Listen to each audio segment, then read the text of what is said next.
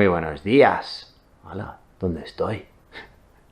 En el último vídeo comenté que iba a ser el último vídeo en ese lugar que llamaba casa.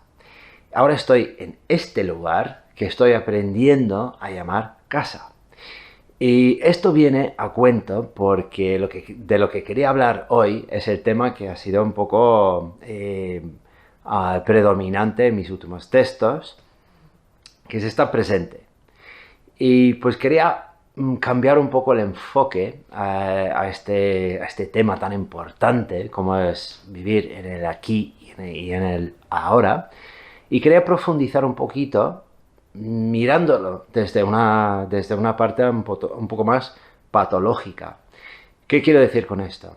Pues es muy bonito decir hay que estar presente, pero lo más común es cuando salimos de ahí, no estamos presentes, estamos metidos en el futuro, nuestros planes o en nuestros recuerdos.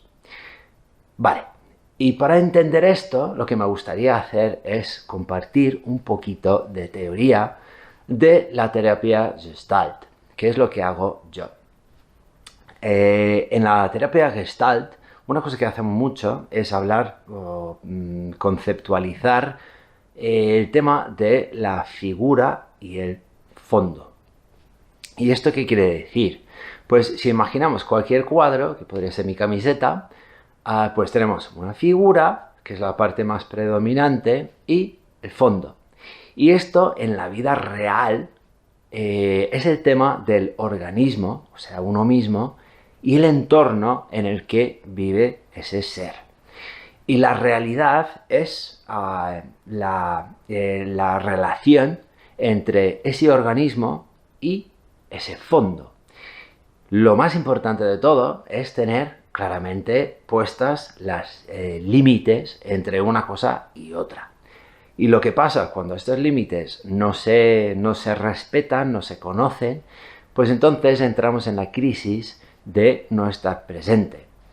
Y otra forma de comprender esto es profundizar un poquito en lo que significa el concepto del yo, de uno mismo. En algunos sitios se utiliza la palabra inglesa que es self. Cuando hablamos del self, podemos conceptualizar ese tema de tres maneras diferentes, que es ello, que es la forma más sencilla de comprender las reacciones entre uno mismo y su entorno. Y estos son pues las reacciones inmediatas. Y luego pues tenemos la personalidad. La parte de personalidad es el conjunto de los aprendizajes que hemos tenido de las experiencias en la vida y con esto la forma que hemos dado a nosotros mismos en función de todo lo vivido. Y la tercera parte sería la parte del ego. El ego se trata de la parte de la integración de estas experiencias, estos aprendizajes y la adaptación a la realidad que estamos viviendo en este momento.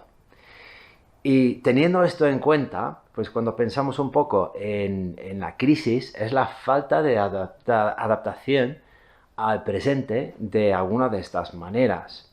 Y esto lo podríamos comprender un poco de la manera, pues, en el primer concepto, ello sería un desconocimiento de uno mismo, un desconocimiento de nuestros límites. Una forma muy fácil de pensar en esto sería pues, el concepto de una mamá y su bebé. Eso es una relación en plena confluencia, es decir, una coexistencia donde no hay límite entre una parte y otra. La crisis en la parte de personalidad surge cuando hay una falta de actualización, es decir, las cosas que hemos ido aprendiendo en la vida, de las experiencias, no utilizamos esta sabiduría, estos conocimientos para reaccionar a las situaciones cuando volvemos a encontrarnos en la misma situación que antes.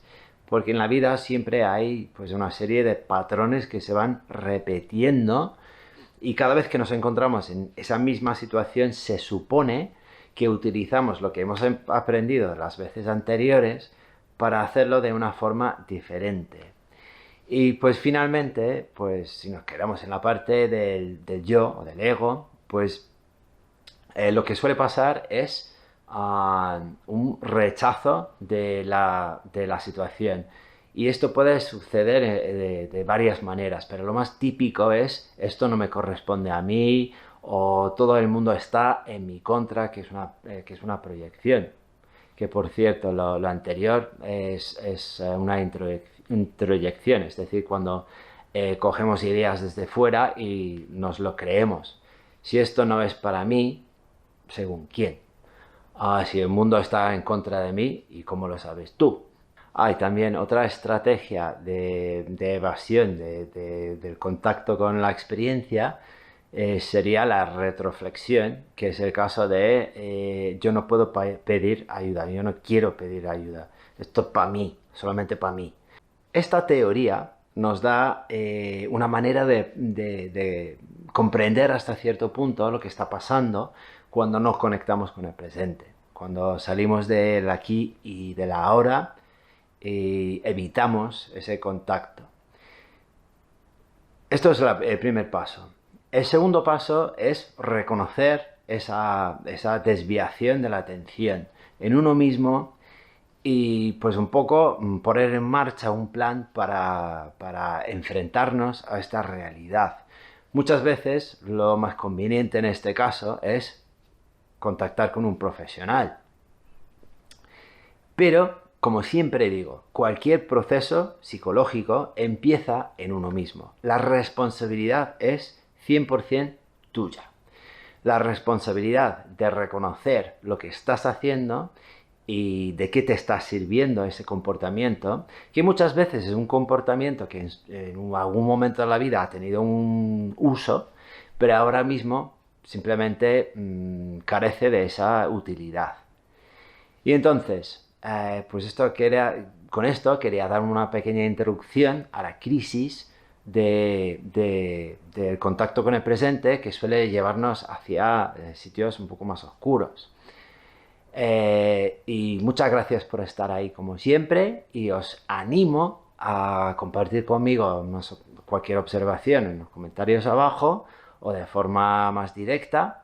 Y tengo muchas ganas de veros la semana que viene con otra charla. Namaste.